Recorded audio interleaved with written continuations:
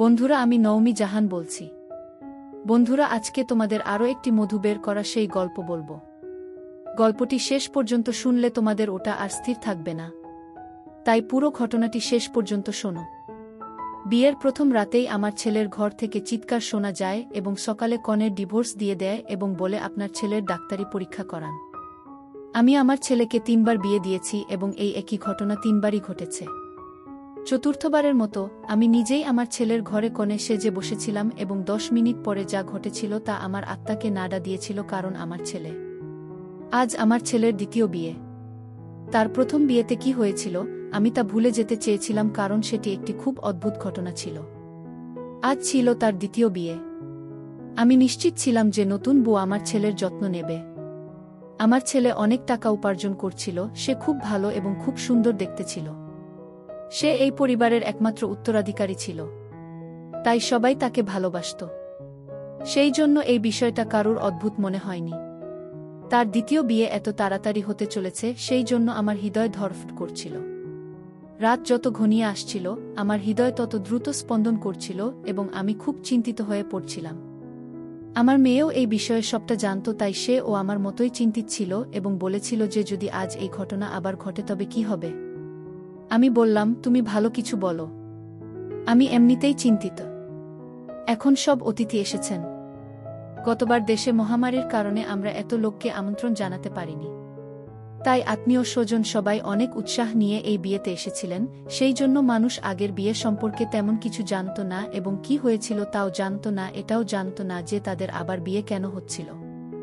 আমার ছেলে এতে খুব খুশি ছিল, কোনো সমস্যা ছিল না। যেহেতু এই স্ত্রী তার প্রথম স্ত্রীর চেয়ে বেশি সুন্দর ছিল এবং বয়সের দিক থেকেও ছোট ছিল, তাই সেব সুখী হবে এটাই স্বাভাবিক। তখন শীতকাল ছিল, বেশিরভাগ অতিথি বাড়ির মধ্যে ছিলেন আর অনুষ্ঠান বাইরে চলছিল, নাচগান চলছিল, লোকেরা একে অপরের সাথে মজা করছিল। আমি আমার বৌদিকে বলেছিলাম যে কনে অন্য শহর থেকে এসেছে এবং সে খুব ক্লান্ত। আমার মনে হয় আজ তাকে বরের ঘরে পাঠানো উচিত নয়। আমার বৌদি বলল, তোমার কি হয়েছে? তার সবেমাত্র বিয়ে হয়েছে এবং তুমি তার রাত নষ্ট করতে চাও। আমি জানি যে বিয়ে করে সবাই ক্লান্ত হয়ে যায়, কিন্তু তার সেখন অল্প বয়স, কফি খাওয়া ও ঠিক হয়ে যাবে, তাছাড়া সকালে রিসেপশনও আছে। আমি বললাম, বেচারি অনেক ক্লান্ত হবে। আমার বৌদি বলল, আজকাল কেউ এত তাড়াতাড়ি ক্লান্ত হয় না, মেয়েরা বিয়ে করতে খুব পছন্দ করে, তাকে তোমার ছেলের ঘরে পাঠিয়ে দাও। এখন রাত 12টা হয়ে গেছে, সকালে উঠে রেডিও হতে হবে। আমি জানি না কেন তুমি এত সময় নষ্ট করছ। সব আচার অনুষ্ঠান তো সম্পন্ন হয়েছে, নাচগান করে সবাই ক্লান্ত, বেচারা কনেও রুমে যেতে চায়। আমার বৌদি একটা ছোট্ট কথাকে অনেক বড় করে বলতে ভালোবাসত। সে ছিল আমার থেকে বড়, তাই আমি ভেবেছিলাম আমার তার সাথে পরামর্শ করা উচিত। সে আমাকে সব জিনিসগুলি গুছিয়ে বলেছিল এবং তারপরে সে নিজেই বলেছিল যে এখন কনে ঘরে যাবে। তারপর কনেকে রুমে নিয়ে যাওয়া হলো, বাকি সবাইকে রুম থেকে বের করে কনের পাশে আমি কিছুক্ষণ বসলাম। আমি বললাম, দেখো, তুমি তোমার পরিবারের সবচেয়ে বড় এবং তুমি খুব ধৈর্যশীল মেয়ে, এজন্যই তোমাকে ভালো লেগেছে। আমরা যখন বিয়ে করি তখন কিছু জিনিস থাকে যা আমরা পছন্দ করি না, কিন্তু তোমাকে একটু ধৈর্য ধরতে হবে। সে বলল, তুমি কি বলছো? আমি বুঝতে পারছি না। আমি বললাম, আমার ছেলে যদি কিছু উল্টো পাল্টা বলে তাতে তুমি কান দিও না। ঘরের ব্যাপার ঘরেই রেখো, সকালে আমাকে বলবে, আমি তোমার সমস্যার সমাধান করার চেষ্টা করব। আমার কথা শোনার পর সে কিছুটা নার্ভাস হয়ে গেল। আমি কি নিয়ে কথা বলছিলাম তা নিয়ে সে বুঝতে না পেরে কিছুটা নার্ভাস হয়ে গেল। তারপর সে বলল, ঠিক আছে, আমি আমার যথাসাধ্য চেষ্টা করব। এখন এই বাড়ির সম্মানও আমার সম্মান। আমি কনের ঘর থেকে বেরিয়ে এলাম, সবাই নিজের নিজের বিছানায় ঘুমাতে গেল। বাড়িতে অনেক নীরবতা ছিল, কারণ সবাই খুব ক্লান্ত ছিল, তাই সবাই ঘুমিয়েছিল। শীতের রাতগুলো এমনিতেই অনেক শান্ত হয়, কিন্তু আমি ঘুমাতে পারিনি। অবশেষে ঘুমাতে গেলাম, কিন্তু আমার চোখ ঘুম ছিল না এবং আমার চোখ বারবার ঘড়ির দিকে যাচ্ছিল আর ভাবছিলাম যত তাড়াতাড়ি হোক যেন বড় হয়ে যায়, তবে আমার সব দুশ্চিন্তা শেষ হয়ে যাবে। কিন্তু রাত 2:30 বাজার সাথে সাথে আমি একটি প্রচণ্ড চিৎকার শুনতে পাই এবং তারপরেই আমি বুঝতে পারি যে এখন কি ঘটতে চলেছে। এরপরে বারবার চিৎকার শুরু হয়েছিল। এটি একটি মেয়ের চিৎকারের শব্দ ছিল এবং আমি জানতাম সেই মেয়েটি কে হতে পারে।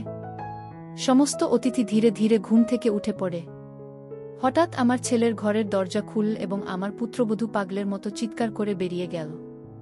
এমনকি সে বুঝতেও পারেননি যে তার কাছে কোনো ওড়না নেই। সে সেই পোশাক পরে দৌড়ে বেরিয়ে এসেছিল এবং বাড়ি থেকে পালিয়ে যেতে চেয়েছিল। তখন কিছু মহিলা তাকে ধরে আর জিজ্ঞাসা করে যে তার সাথে কি হয়েছে এবং সবাই তাকে সামলাতে শুরু করে, কিন্তু সে অজ্ঞান হয়ে যায়। যখন সে অজ্ঞান হয়ে যায় তখন তার উপর জল ছিটানো হয়, কিন্তু আমার পুত্রবধূর মুখে জল ছিটিয়ে দেওয়ার পরেও তার জ্ঞান ফেরে না। তার পুরো শরীর ঠান্ডা হয়ে গিয়েছিল। তাকে তৎক্ষণাৎ হাসপাতালে নিয়ে যাওয়া হয়েছিল। আমি তাকে হাসপাতালে নিতে চাইনি, কারণ এটি নিয়ে আবারও সমালোচনা হতো, কিন্তু অন্য কোনো বিকল্প ছিল না। বেচারা মেয়েটির কোনোভাবেই জ্ঞান ফিরছিল না। তার বাবা মাকেও খবর দেয়া হয়েছিল, তারাও একে অপরের কানে কথা বলতে শুরু করেছিল, না জানি আমাদের মেয়ের কি হয়েছে, তার সাথে কি আচরণ করা হয়েছে তা ভগবানই জানেন। তারা সবাই অদ্ভুত চোখে আমার দিকে তাকিয়েছিল। আর আমি চিন্তিত হয়ে হাসপাতালে ঘুরে বেড়াচ্ছিলাম। আমি বাড়িতে ফিরে আমার ছেলেকে জিজ্ঞাসা করতে চেয়েছিলাম যে সে এখন কি করেছে, কিন্তু সে ঘরে ছিল না, তার ফোনটিও বন্ধ ছিল। ঘরের অবস্থা একেবারে স্বাভাবিক ছিল, কিছু ভেঙে ও যায়নি বা এমন কিছু দেখে মনেও হচ্ছে না যে সে তার স্ত্রীর উপর হাত তুলবে। সম্ভবত আমার ছেলে অরবিন্দ মানুষের প্রশ্ন এড়াতে কোথাও চলে গিয়েছিল। এই মুহূর্তে আমি আমার পুত্রবধূকে নিয়ে চিন্তিত ছিলাম। আমি হাসপাতালে ফিরে যাই। 2-3 ঘন্টার মধ্যে হাসপাতালের লোকেরা তাকে ছেড়ে দিয়েছিল। আমার পুত্রবধূ আমাদের বাড়িতে আসতে চায়নি। আমি খুব নার্ভাস ছিলাম, কিন্তু তার মা আমার পুত্রবধূকে বুঝিয়েছিলেন যে তোমার শ্বশুরবাড়ি চলে যাও, নইলে আমি মানুষকে কি জবাব দেব, মানুষ বিভিন্ন জিনিস জিজ্ঞাসা করবে। আমিও আমার পুত্রবধূকে বুঝিয়েছিলাম যে সকালে এখনো আচার অনুষ্ঠান আছে, সেগুলি শেষ করে মায়ের বাড়িতে চলে যেও, আমি তোমাকে আটকাব না। সে এই কথা শুনে ভীষণ রেগে যায় আর বলে, চুলো যাক তোমার আচার অনুষ্ঠান, আমি তোমার বাড়িতে এক মুহূর্তের জন্যও থাকব না। আমি আমার বাড়িতে যাব এবং আমাকে আজ কোনো সমাজ বা আইন কেউই আটকাতে পারবে না। আমি একজন শিক্ষিত মেয়ে এবং আমার নিজের মতো করে জীবন যাপন করার অধিকার আমার আছে। আমি তোমার ছেলের সাথে এক মুহূর্তের জন্যও থাকতে চাই না। আমার পুত্রবধূ তার রায় দিয়েছে। আমি চোখের জল নিয়ে তার দিকে তাকিয়েছিলাম। আমার প্রথম পুত্রবধূর ক্ষেত্রেও এই একই ঘটনা ঘটেছিল। সে ছিল আমার খুব প্রিয়। সে আমার মেয়ের বন্ধু ছিল এবং আমার মেয়ে তাকে খুব পছন্দ করত। সে খুব আনন্দের সাথে তাকে বাড়িতে নিয়ে আসত। সে একজন ধনী পিতার কন্যা ছিল। সে খুব সুন্দর মেয়ে ছিল। আমিও তার বাড়িতে আসাটা পছন্দ করতাম। কিছুদিনের মধ্যেই আমার মনে হয়েছিল যে সে অরবিন্দকে পছন্দ করতে শুরু করেছে এবং সেই কারণেই আমি সম্পর্কটি পাঠিয়েছি, কিন্তু বিয়ের পরে তার সাথেও একই ঘটনা ঘটেছিল। বিয়ের প্রথম রাতে সে চিৎকার করে ঘর থেকে বেরিয়ে যান এবং তারপরে আমার ছেলের মুখও দেখতে অস্বীকার করেন। সবাই তাকে অনেক কিছু বুঝিয়েছে, তোমার জীবন নিয়ে ভাবো, কিন্তু সে বলে আমার জীবন নষ্ট হয়ে গেছে। এখন এইখানে তোমার ছেলের সাথে আমি থাকব না। আমার ছেলেও ফোনের কোনো উত্তর দিচ্ছিল না। আমি জানি না সে কোথায় গিয়েছিল। মেয়েটির বাবা বারবার বলছিলেন যে আপনার ছেলেকে ফোন করুন, আমাদের তাকে জিজ্ঞাসা করা উচিত যে সে আমাদের মেয়ের সাথে কি করেছে।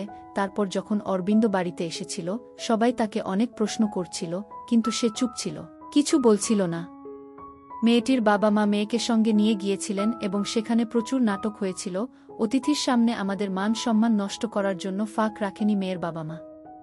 কিন্তু অরবিন্দ মুখ থেকে একটা কথাও বলছিল না। অরবিন্দের বাবা ইতিমধ্যে এই পৃথিবী ছেড়ে চলে গেছেন। আমাকে একাই সমস্ত অপমান সহ্য করতে হয়েছিল। বাড়িতে জড়ো হওয়া লোকেরাও আমাদের অনেক কিছু বলেছিল। মেয়েটির মাকে তো নিয়ন্ত্রণ করতেই পারছিলাম না। সে বলছিল আমার মেয়ের জীবন তো ধ্বংস হয়ে গেছে। আমার মনে হলো, আজ যদি কাশি মনে অরবিন্দের বাবা বেঁচে থাকতেন, তাহলে এত তাড়াতাড়ি আমি সাহস হারাতাম না। অরবিন্দ বড় ছিল। আমার অরবিন্দের চেয়ে ছোট একটি মেয়ে ছিল যে কলেজে পড়ত। সবাই নিজেদের মধ্যে ফিসফিস করছিল। অরবিন্দকে নিয়ে নানা ধরনের গল্প তৈরি হচ্ছিল। কেউ বলছিল, জানি না, হয়তো অরবিন্দ পাগল। আবার কেউ বলছিল যে হয়তো অরবিন্দ মানসিক রোগী। আবার কেউ বলছিল যে না জানি সে নববধূর সাথে কি করেছে যে সে এত বেশি ভয় পেয়েছিল, কিন্তু আমার কাছে এই সবের কোনো উত্তর ছিল না। তবে এটা ঠিক যে যখন মানুষ আসল ঘটনাটা জানতে না পারে তখন তারা তাদের নিজস্ব গল্প তৈরি করে এবং তাদের নিজের গল্পগুলি আসল সত্যের চেয়ে বেশি বিপজ্জনক। কিন্তু সমস্যাটা ছিল যে আমি জানতাম না কেন আমার পুত্রবধূরা রাতে চিৎকার করে আমার ছেলের ঘর থেকে পালিয়ে যেত। সেই মেয়েটিও আমাকে কিছু বলেনি। আমি নিজের মনে ভাবলাম, হয়তো সে তার বাবা মাকে কিছু বলেছে।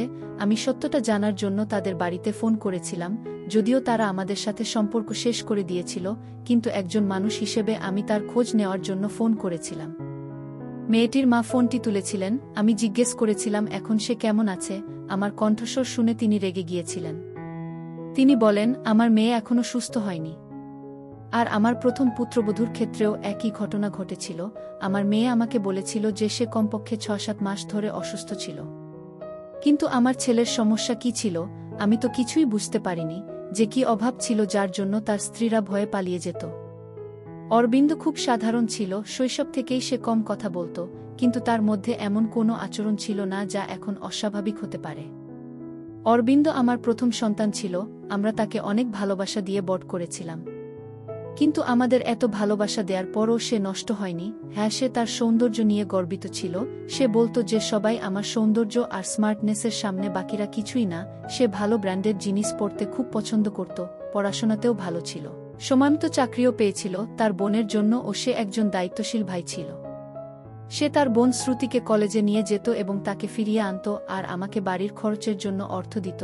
কখনো আমার সাথে উচ্চস্বরে কথাও বলতো না। তার সে রকম কোনো বন্ধু ও ছিল না যার সঙ্গে পড়ে সে নেশা করত। তার খুব অল্প বন্ধু ছিল।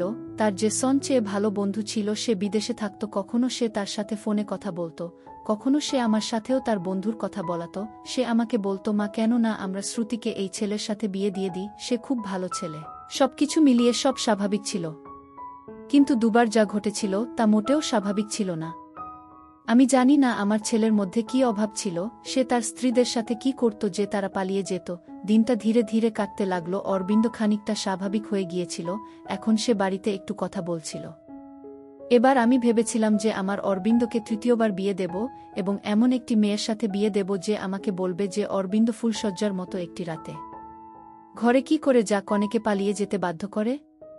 অরবিন্দ তার অন্য 2 স্ত্রীর থেকে তালাক নিয়েছিলেন। আমিও চেয়েছিলাম এই পুত্রবধূটি অন্তত আমার বাড়িতে থাকুক এবং এখান থেকে পালিয়ে না যাক। আমি কারো জীবন নষ্ট করতে চাইনি, কারণ আমিও একটি মেয়ের মা ছিলাম এবং আমি খুব ভালো করেই জানতাম যে বিবাহবিচ্ছেদের দাগ একটি মেয়ের জন্য কতটা লজ্জাজনক হতে পারে। অনেক চিন্তাভাবনার পর আমি এই সিদ্ধান্ত নিই যে আমি অরবিন্দকে এমন একজন বিবাহিতা মহিলার সাথে বিয়ে দেব যিনি ইতিমধ্যে বিবাহিত এবং তালাকপ্রাপ্ত বা বিধবা। শীঘ্রই আমি এমন একটি মেয়েকে খুঁজে পেলাম। মেয়েরাও বিয়ে করার জন্য তাড়াহুড়ো করছিল, তাই তারাও খুব বেশি খোঁজ খবর নেয়নি। মেয়েটি অল্প বয়সী ছিল, কিন্তু খুব সুন্দর ছিল না, ঠিকঠাক ছিল। রোগা পাতলা চেহারা ও স্বাভাবিকের চেয়ে একটু ছোট নাক ছিল মেয়েটার। আমি মেয়েটির পরিবারকে বলেছিলাম যে আমার ছেলের আগেও বিয়ে হয়েছে এবং আমার ছেলের সেই স্ত্রী কিছু সময়ের জন্য ছিল এবং তারপরে সে চলে যায়। মেয়েটি যখন বিয়েতে রাজি হয় তখন আমি অরবিন্দকে মেয়েটির ছবি দেখালাম, তখন সে তাকে বিয়ে করতে চায়নি। সে এত সাধারণ মেয়েকে বিয়ে করতে চায়নি। অরবিন্দের কথা শুনে আমি তাকে বকা দিয়ে বললাম, চুপ করো, দিন দিন তুমি যে রকম কাজ করছো, এই কাজগুলোর কারণে তোমার কখনই বিয়ে করা উচিত নয়। কিন্তু আমি কতক্ষণ বসে তোমার যত্ন নেব? আমি চলে যাওয়ার পরে এমন কেউ তো থাকবে যার সাথে তুমি তোমার জীবন কাটাতে পারবে। এইসব কথা বলার সময় আমার চোখে অশ্রু চলে আসে। অরবিন্দ আমার চোখের জল দেখে চুপ করে গেল এবং সে বিয়েতে রাজি হল এবং উঠে রুমে গেল। কোথাও না কোথাও অরবিন্দের মনে কিছু না কিছু ছিল যা সে আমার কাছ থেকে লুকাচ্ছিল। কিন্তু এবার আমিও সিদ্ধান্ত নিয়েছিলাম যে আমি সত্যটা জানব। আমি আগেই ভেবেছিলাম যে এবার আমি মেয়েটিকে আমি ভরসা করব, কিন্তু তাকে বলবো না যে আমার ছেলের আগের স্ত্রীরা ভয়ে পালিয়ে গেছে। আমি তাকে ভালোবাসার সাথে বুঝিয়েছিলাম যে কোনো সমস্যা হয়তো তাহলে আমাকে বলতে, আমি সেই সমস্যার সমাধান করব। আমায় এবার বিয়ের পরিকল্পনা ছিল খুব সহজভাবে করতে হবে, এবং তারপর আমি খুব সহজভাবে বিয়ে দিয়েছিলাম। মেয়েটির নাম ছিল রেশমি, সে খুব মিষ্টি ছিল। আমার মেয়েও বলেছিল যে ভাইকে ভাইয়ের মতো ছেড়ে যেতে দিতে, কিন্তু আমি তাকে বলেছিলাম যে তোমার ভাইয়ের সাথে যদি কিছু সমস্যা হয় তবে তার সমাধান করা আমাদের কর্তব্য। এবার আমি খুব বেশি অতিথিকে আমন্ত্রণ জানাইনি। বাড়িতে মাত্র কয়েকজন অতিথি ছিলেন। যারা এসেছিলেন তারা আমার আত্মীয় ছিলেন না, তবে আমার কিছু বন্ধু ছিল যারা আমাকে চিনত। আমি তাদের এবং তাদের পরিবারকে বলেছিলাম। আমি রশ্মিকে অরবিন্দের ঘরে নিয়ে গেলাম। তাকে বিছানায় বসিয়ে দেওয়ার সময় আমি রশ্মির হাত আমার হাতে নিয়ে হালকাভাবে চেপে ধরলাম এবং বললাম, রেশমি, আমি তোমার সাথে খুব গুরুত্বপূর্ণ কথা বলতে চাই। আমার কথা খুব মনোযোগ সহকারে শোনো। রশ্মি অবাক হয়ে আমার দিকে তাকাল আর ভাবল যে এখন কি গুরুত্বপূর্ণ কাজ করতে হবে। আমি রশ্মিকে বুঝিয়ে বললাম যে অরবিন্দ এই বিয়ে করতে রাজি ছিল না। খুব কষ্ট করে আমি তাকে বিয়ের জন্য রাজি করেছি। হয়তো আমার ছেলে কিছু উল্টো পাল্টা কাজ করবে, হয়তো সে তোমাকে ভয় দেখানোর চেষ্টা করবে যাতে সে তোমার কাছ থেকে পালাতে পারে, কিন্তু তুমি ভয় পাবে না। যাই হোক না কেন আমাকে সব কিছু বলবে। তুমি তার ভয় দেখানোয় বা তার কথাতে পাত্তা দেবে না। রশ্মি আমার কথা শুনে মাথা নাড়ল। আমি এতে সন্তুষ্ট হয়ে রশ্মিকে বিশ্রাম নিতে বলে বেরিয়ে এলাম।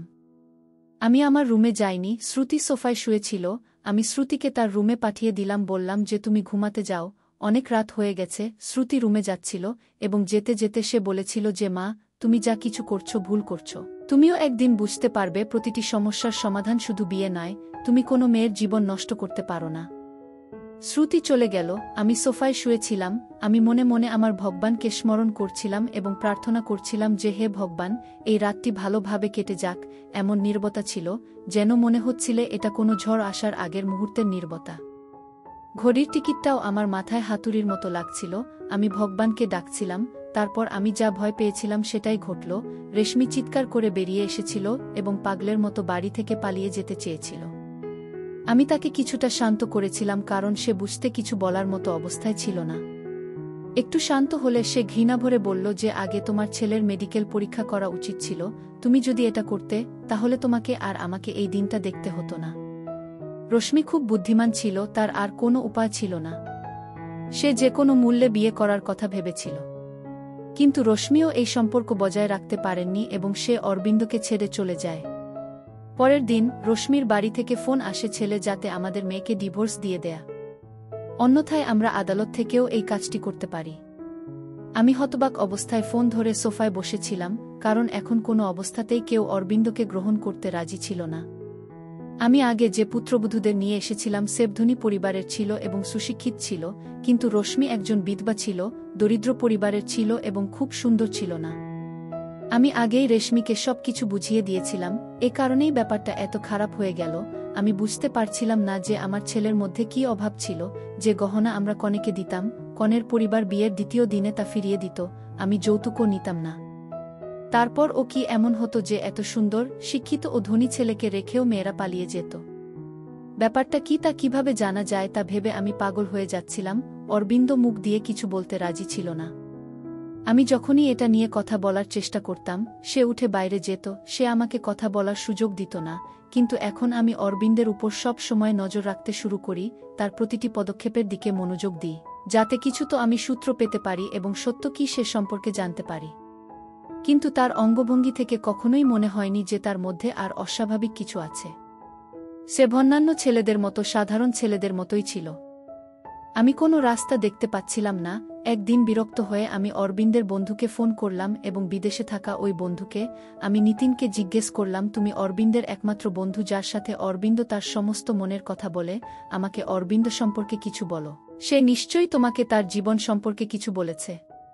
কিন্তু আমি তো এটা শুনে অবাক হলাম যে সে তার বন্ধুকে নিজের সম্পর্কে কিছু বলেনি, আর এটাই আমার কাছে খুব অদ্ভুত লাগছিল। সে কি তার বন্ধুকে বলেনি যে আমি 3 বার বিয়ে করেছি এবং আমার 3 স্ত্রী আমাকে ছেড়ে চলে গেছে?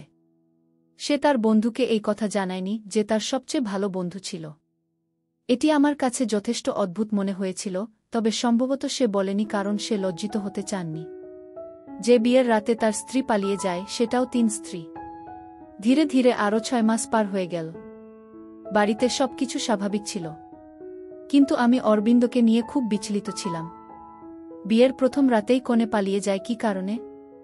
আমি আবার অরবিন্দের বিয়ের কথা ভেবেছিলাম এবং এবার আমি সত্যটি জানার সিদ্ধান্ত নিয়েছিলাম।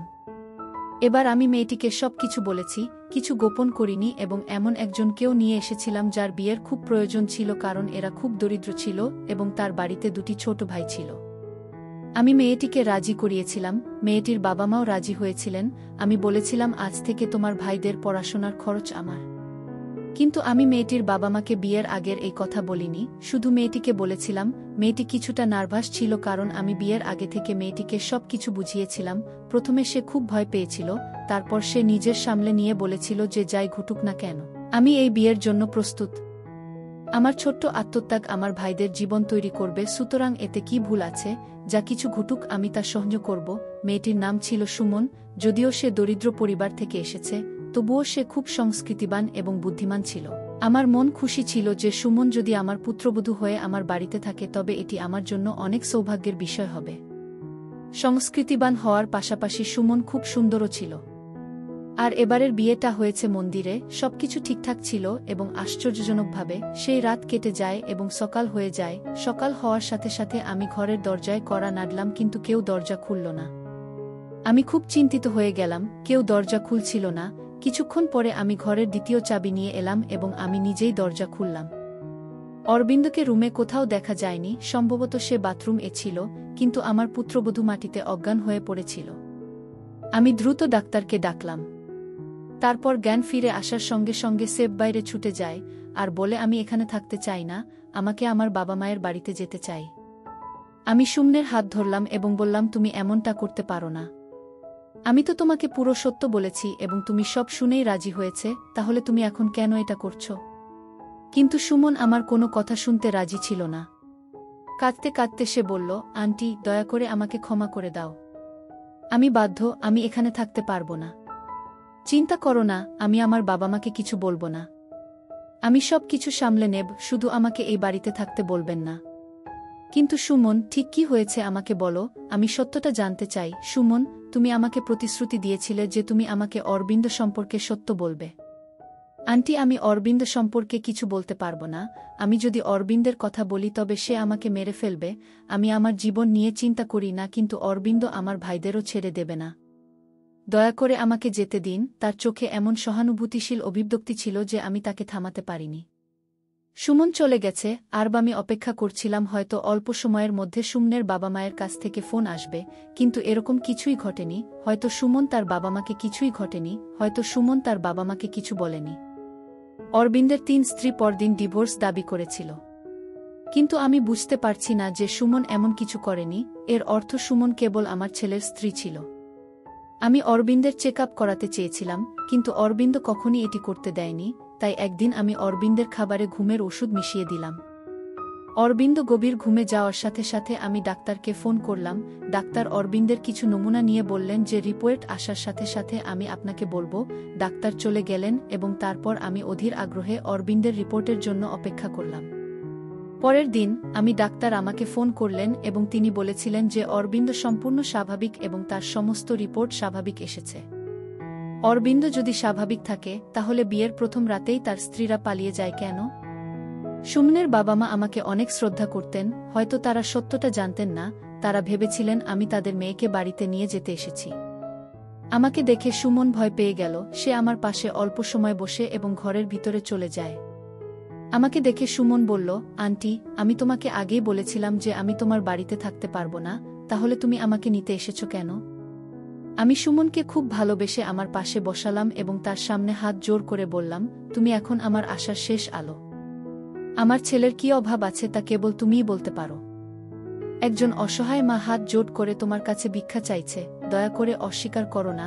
আমার চোখে জল দেখে সুমন আমার হাত ধরে বলল, আন্টি, আমি অসহায়, দয়া করে আমার সামনে হাত জোট করবেন না। সুমন যখন কোনোভাবে সত্য বলতে রাজি হয়নি, তখন আমি সুমনকে বললাম, ঠিক আছে, তোমাকে কিছু বলতে হবে না, আমি নিজের চোখেই দেখব, কিন্তু তুমি তো আমাকে সাহায্য করতে পারো, তাই না? তুমি আজ রাতের জন্য আবার আমার ছেলের ঘরে থাকো, আমি নিজের চোখে পুরো সত্যটা দেখব। প্রথমে সুমন ভয় পেয়েছিল, কিন্তু আমি অনেক কিছু বুঝিয়ে বললাম যে আমি তোমার সাথে থাকব, তোমার কিছু হবে না। সে রাজি হয়ে গেল। আমি সুমনকে আমাদের বাড়িতে নিয়ে এসেছি। আমি আবার সুমনকে কনে বানিয়ে অরবিন্দের ঘরে বসিয়ে দিলাম।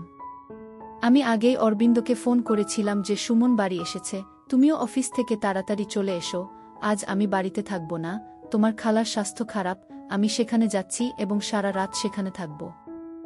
আমার কথা শোনার পর অরবিন্দ শুধু হ্যাঁ বলে উত্তর দিল এবং ফোন কেটে দিল। আমি অরবিন্দের ঘরে লুকিয়েছিলাম এবং আজ আমি নিজের চোখে সবকিছু দেখতে চেয়েছিলাম। ঠিক তখনই দরজা খোলার শব্দ হল এবং অরবিন্দ ভিতরে ঘরে প্রবেশ করল। সুসজ্জিত শাড়ি পরে বসে থাকা সুমনের দিকে এক নজর তাকিয়েছিল সে। তারপর কিছু না বলে বাথরুমে চলে গেল। সুমন এমনভাবে ভয়ে বসেছিল যেন সে এখনই উঠে পালিয়ে যাবে। আমিও নিঃশ্বাস বন্ধ করে পরিস্থিতির জন্য নিজেকে প্রস্তুত করছিলাম। হঠাৎ বাথরুম থেকে এক নারীর চিৎকারের আওয়াজ আসতে শুরু করে। আওয়াজ শোনার সঙ্গে সঙ্গে সুমন বিছানা থেকে নেমে এসে দাঁড়ালে। অরবিন্দ তো বাথরুমের ভিতরে ঢুকল, তাহলে কেন এই মহিলার আওয়াজ? তারপর অরবিন্দ বেরিয়ে এলো এবং অরবিন্দকে দেখে আমি অজ্ঞান হয়ে গেলাম। সে খুব অদ্ভুত মেকআপ করে, সে মেয়েদের পোশাক পরেছিল, তার চোখ রক্তবর্ণের মতো হয়েছিল। আওয়াজটা ঠিক একটা মেয়ের মতো আসছিল, আমি বরণ করেছিলাম, আমার জীবনে ফিরে এসো না, তুমি আমার কথা শোনোনি, এখন তুমি তোমার মৃত্যুর জন্য নিজেই দায়ী থাকবে, তুমি নিজেই তোমার মৃত্যুর কারণ হবে। অরবিন্দ খুব ভয়ানক হাসি নিয়ে সুমনের দিকে গেল। সুমন চিৎকার করে আমার কাছে এসেছিল, আমিও বেরিয়ে এসে অরবিন্দকে থামানোর চেষ্টা করছিলাম। অরবিন্দ, কি হয়েছে, তুমি কেন এমন করছো? অরবিন্দ আমাকে জোরে ধাক্কা দিয়েছিল। কে? অরবিন্দ। প্রমীলা আমার নাম। অরবিন্দ আবার আমার কাছে আসার আগে আমি ওই ঘর থেকে বেরিয়ে এসে বাইরে থেকে ঘরটি বন্ধ করে দিলাম। আমি বাইরে থেকে ও অরবিন্দের ভয়ানক হাসি শুনতে পাচ্ছিলাম। আমি সুমনকে বুকে চেপে ধরলাম, যদিও আমি নিজেই খুব অবাক এবং ভীত ছিলাম। আন্টি, আমি মরতে চাই না। অরবিন্দ আমাকে বাঁচিয়ে রাখবে না। সে বলেছিল যে আমি যদি কাউকে কিছু বলি তবে সে আমাকে এবং আমার ভাইদের মেরে ফেলবে। আমাকে এবং আমার ভাইদের বাঁচাবে। কে বাঁচাবে এখন আন্টিজি? আমি বললাম, কিছুই হবে না। সুমন, শান্ত হও, আমি সব কিছু সামলে নেব। প্রথমে আমার মাথা একটুও কাজ করছিল না। তারপর আমার মাথায় প্রথম যে চিন্তাটা এলো তা হলো, হয়তো অরবিন্দের কিছু ভূতের ছায়া আছে। আমি সুমনকে আমার ঘরে ঘুম পাড়িয়ে দিলাম। সকালে আমি প্রথম যে জিনিসটি করেছিলাম তা হলো আমার পারিবারিক ডাক্তারকে কল। রাত ৮টার দিকে ডাক্তার আমাদের বাসায় আসেন। আমি তাকে সব কিছু বুঝিয়ে বললাম। একই সঙ্গে আমি ডাক্তারকেও বলেছিলাম যে আমার মনে হয় অরবিন্দ উপর কোনো ভূতের ছায়া আছে। আমার কথা শোনার পর ডাক্তার বললেন, আমার মনে হয় এটা ভূতের ছায়া নয়, বরং অরবিন্দ মস্তিষ্কের রোগী, তার ডিমেনশিয়া অ্যাটাক হয়েছে। এই ধরনের রোগীরা একটি সিনেমা বা গল্পে এর মধ্যে চলে যায় এবং সেই চরিত্রের মধ্যে নিজেকে নিমজ্জিত করে। টেনশন নেবেন না, এই রোগের চিকিৎসা হল প্রিয়জনের ভালোবাসার সঙ্গ এবং কিছু ওষুধ, যার মাধ্যমে রোগী সুস্থ হয়ে ওঠে। এতে কিছুটা সময় লাগে কিন্তু রোগী পুরোপুরি সুস্থ হয়ে ওঠে। নববধূকে দেখে অরবিন্দের মধ্যে পাগলামো ভাব জেগে ওঠে। কেন এই রকম হয় তার সূত্র একবার আমরা তার ঘর থেকে পেয়ে গেলে আমরা তার চিকিৎসা ভালোভাবে করতে সক্ষম হব। ডাক্তার আমাকে সান্ত্বনা দিলেন এবং চলে গেলেন। সুমন ঘুম থেকে জেগে উঠেছিল এবং রাতের থেকে কিছুটা স্বাভাবিক দেখাচ্ছিল। আমি তাকে সকালের নাস্তা দিলাম। সকালের নাস্তা করার সময় সুমন বলল, আমার মনে হয় আমার এখন বাড়ি যাওয়া উচিত। ভালোবেসে সুমনের মাথা স্পর্শ করে বললাম, সুমন, প্রথমে তুমি আমাকে আন্টি বলা বন্ধ করো, তারপর আমাকে মাজি বলে ডাকো, আর দ্বিতীয়ত, এটা এখন তোমার বাড়ি। নিজের চোখে সব কিছু দেখার পরেও আপনি কিভাবে এই সব করতে পারেন? সুমন অবাক হয়ে জিজ্ঞেস করল, আমি তোমাকে বলেছি যে আমি সবেমাত্র ডাক্তারের সাথে কথা বলেছি। অরবিন্দ একদম ঠিক হয়ে যাবে, শুধু তার একটু ভালোবাসা এবং একটু যত্ন দরকার, যা আমরা দুজনে মিলে তাকে দেব। বিশ্বাস করো, অরবিন্দ খুব ভালো ছেলে, সে তোমাকে খুব ভালোবেসে রাখবে। আমি সুমনকে খুব ভালোবেসে বললাম, সুমন, এখন একবার আমাকে মাজি বলে ডাকো। এবং সুমন হেসে আমাকে মাজি বলে ডাকল, যা শুনে আমার হৃদয়ে শীতলতা নিয়ে এসেছিল। আমি আশার আলো দেখেছিলাম যে আমার ছেলে সুস্থ হয়ে উঠবে। রাত 10টা নাগাদ অরবিন্দের দরজায় কড়া নাড়তে শুরু করে। আমি হাত দিয়ে দরজা খুললাম। আমি সুমনকে আমার রুমে পাঠিয়েছিলাম। অরবিন্দ ভালোভাবে দাঁড়িয়েছিল। আমাকে দেখে সে রেগে গিয়ে বলল, মা, আমার দরজা বাইরে থেকে কে বন্ধ করেছেন? আমার অফিসে যেতে দেরি করছি। সে খুব স্বাভাবিকভাবে কথা বলছিল। আমি জানি না বেটা দরজা বন্ধ করেছে। আচ্ছা, চলো সকালের নাস্তা করি। আমি অরবিন্দের সামনে কিছু প্রকাশ করতে চাইনি। অরবিন্দ সকালের নাস্তা করে অফিসের দিকে রওনা দিল। অরবিন্দ অফিসের জন্য বের হওয়ার সাথে সাথে আমি প্রথমে অরবিন্দের রুমে গিয়ে খুঁজতে লাগলাম। আমাকে খুব বেশি পরিশ্রম করতে হয়নি। আমি সামনের বিছানায় কিছু বই দেখেছি। সুমনও এখন আমার কাছে এসেছে। সমস্ত বই একই ছিল। সমস্ত বইয়ে কেবল একটি উপন্যাস ছিল যেখানে প্রমীলা নামে একটি মেয়ে ছিল। বিয়ের রাতে তার স্বামী তাকে ধাক্কা দিয়ে ঘর থেকে বের করে দেয় এবং পরের দিন আরেকজন নববধূকে নিয়ে আসে। প্রমীলা ধীরে ধীরে মস্তিষ্কের রোগী হয়ে উঠেছিলেন। কনেকে দেখার সাথে সাথেই তার খিঁচুনি হতে শুরু করে। তারপর যখন সে কনেকে একটি বিয়েতে দেখতে পায় তখন সে তাকে হত্যা করতে ছুটে যেত। প্রমীলার শ্বশুরবাড়ির লোকেরা তাকে পাগল ঘোষণা করে তার বাবা মায়ের বাড়িতে পাঠিয়ে দেয়।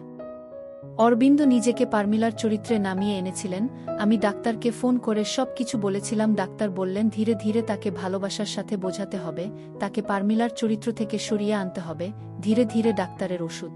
সুমন ও আমার কঠোর পরিশ্রমে অরবিন্দ সেরে উঠতে শুরু করেন। সুমন অরবিন্দের সামনে থাকত এবং কোনো মেকআপ করত না। অরবিন্দের আচরণে অনেক পরিবর্তন আসতে শুরু করেছিল। তার চোখে আমি সুমনের প্রতি ভালোবাসা দেখেছি। সুমন যেখানেই যেত অরবিন্দের চোখ তাকে অনুসরণ করত। অরবিন্দের চিকিৎসার পর 3 মাস কেটে গেছে। সুমন অরবিন্দকে কঠোর পরিশ্রম এবং নিষ্ঠার সাথে সমর্থন করেছিল। নিশ্চয়ই আমি কিছু ভালো কাজ করেছিলাম যার জন্য আমি সুমনের মতো পুত্রবধূ পেয়েছি তা নিয়ে আমি নিশ্চিত ছিলাম। সুমন তখনও আমার রুমে আমার সাথে ঘুমাতো, কিন্তু আজ আমি ভাবলাম সবকিছু ঠিক করা উচিত। আমি সুমনকে বলেছিলাম, সুমন, আজ তোমাকে একটা পদক্ষেপ নিতে হবে, আর তারপরে তোমার জীবনে সুখ আসবে।